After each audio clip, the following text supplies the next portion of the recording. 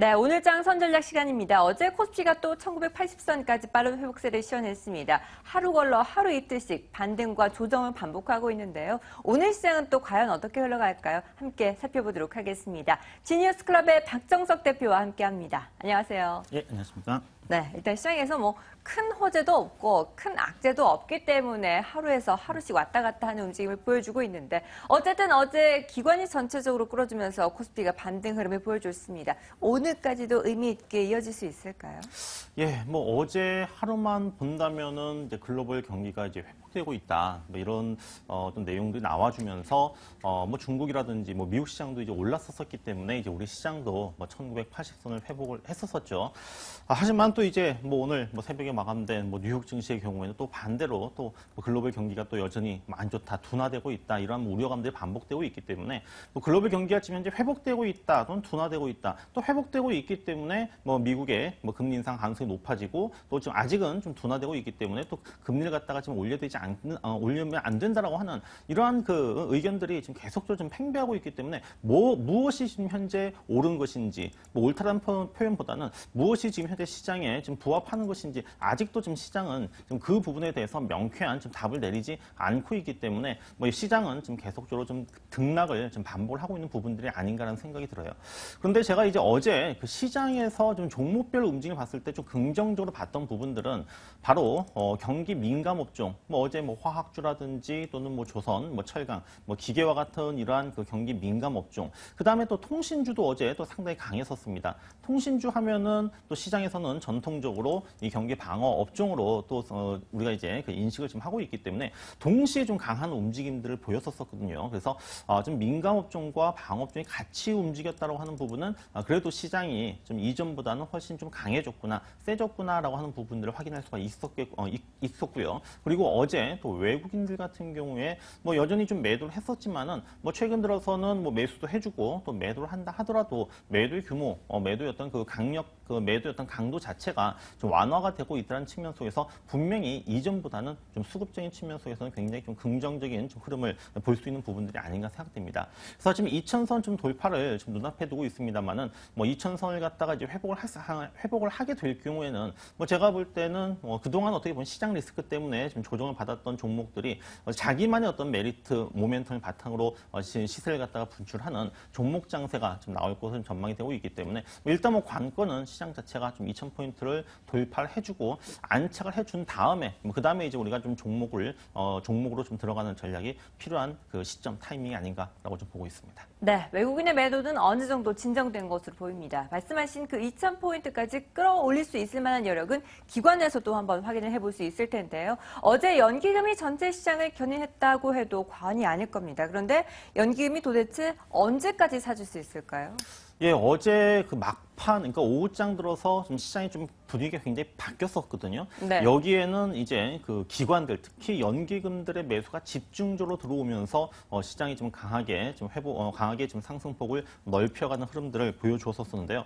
올해 들어서 좀 연기금이 코스피 시장에서는 한 6조 한 8천억 정도, 그리고 코스닥에서는 7,500억 정도를 순매수를 했었습니다. 합친다라고 하면은 약 한 7조 한 5천억 정도 이 정도 지금 매수를 했는데 국민연금의 경우에는 이제 올해 그 자금을 갖다가 집행하는 금액에서 20% 정도까지를 국내 주식에 매수를 하겠다라고 얘기를 해 왔었거든요. 그래서 좀 국민연금만 본다면은 한 10조 원 정도 좀 매수를 올해 지금 그 집행을 할 것으로, 그러니까 최대 10조 정도를 갖다가 지금 매수를 할 것으로 보이고, 다른 주요 연기금들 국민연금 외에도 사학연금이라든지 공무원연금 등 이런 또 많은 그 연기금들이 있습니다. 이런 쪽에서도 올해 좀 주식 비중을 갖다가 더 넓히겠다라고 얘기를 했었기 때문에 올해 최대 좀 매수를 해줄 수 있는 규모로 본다면 한 18조 원 정도 되거든요. 근데 어저께까지 올해 들어서 연기금이 순매수해준 금액을 계산을 해보면은 코스닥, 코스피 합쳤었을 때 7조 5천억 정도니까는 일단 이론상으로 봤을 때는 한 10조 원 정도까지도 더 좀 매수할 여력이 있다. 일단 시장이 빠졌었을 때 시장을 방어해줄 안전판 역할을 연기금들이 뭐 충분히 해줄 수 있는 여력은 충분히 있다. 이렇게 좀 보시면 될 것 같습니다. 네, 아직까지 연기금이 끌어줄 여력이 충분하다라고 평가해 주셨습니다. 자, 그리고 이제 시장 안에서 좀 더 이슈의 포커스를 맞춰보도록 하죠. 폭스바겐 사태 심상치가 않습니다. 일단 우리 자동차 관련주들은 어제 반사이익을 기대하면서 강세를 시원했는데 어떻게 보시나요?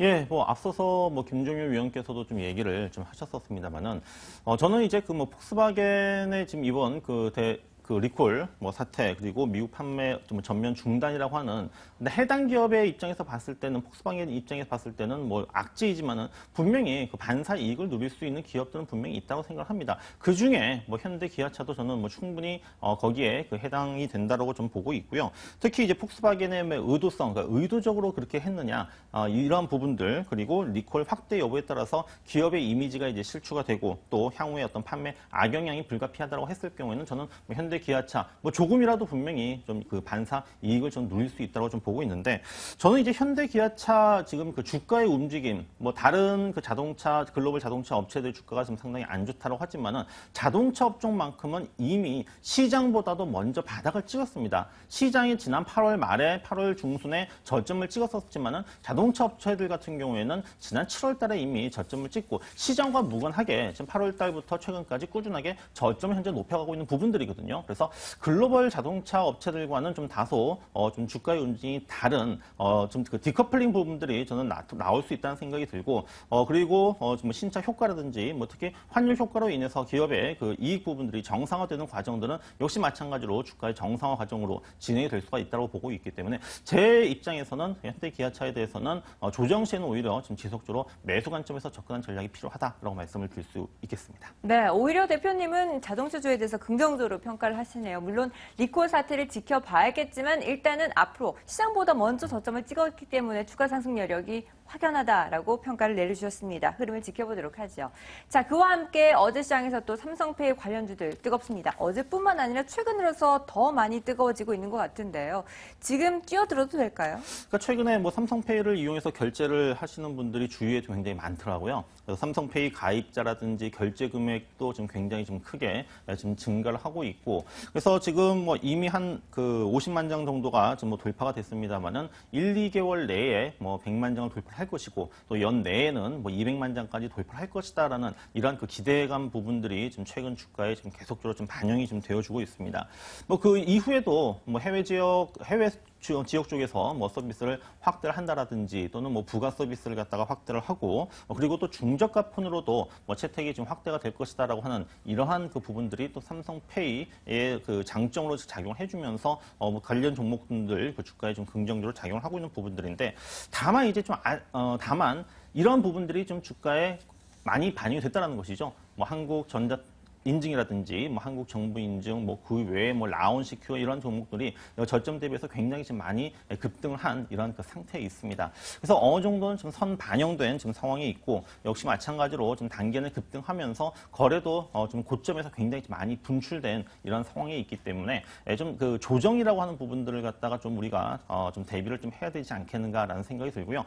그리고 또 이제 그 삼성페이와 관련해서 단기적인 어떤 그 수혜주와 또 중장기적으로 또 수혜가 될 수 있는 종목들이 있습니다. 그래서 좀 그 종목별로도 좀 차별화시킬 필요가 있는데 지금 일단은 좀 종목별 그 대응에 있어서는 좀 기다릴 필요가 있다라고 말씀을 드릴 수가 있겠습니다. 네, 종목별 차별화가 필요한 시점인 것 같습니다. 자, 그렇다면 또 하나 노려볼 만한 오늘 시장의 종목이 있다면 어떤 종목이 있을까요? 예, 뭐 오늘 뭐 시장의 좀 변동성이 상당히 좀 클 것으로 좀 전망이 되고 있는데요.